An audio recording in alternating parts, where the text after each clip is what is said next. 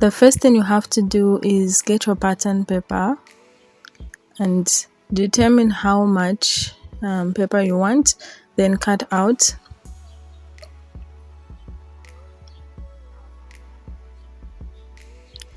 Then after cutting your paper, you're going to fold it at the center once. This is going to be the first fold. So as you can see, I'm just making my first fold. And if your paper is rolling out like me, you can use some weights. You can use your scissors or anything that can add weight to the paper, onto the paper. So this is my first fold. Then next I'm going to make another second fold at the center. So let me just remove my weights and make a second fold. So this is my second fold.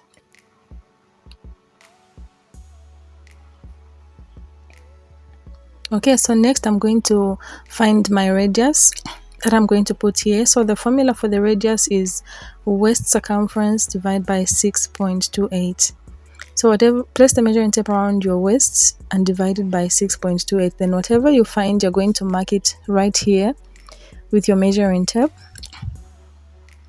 So just mark and keep rotating your measuring tape and marking. Keep rotating and marking.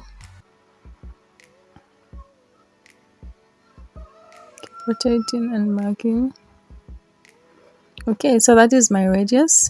I'm going to cut it out with my pair of scissors. So if you'd love to watch the half circle skirts, I have it linked in the description box. You can check it out. So this is my full circle skirt pattern. Then next, after cutting out the radius, we're going to determine the full length of the skirt by placing the measuring tape from the cut out waist radius. Then I'll keep rotating and marking my full length, as you can see. Keep rotating and marking. Keep rotating and marking.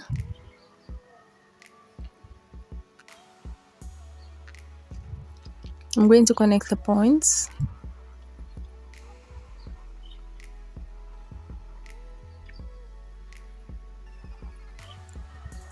Then I'm going to cut it out.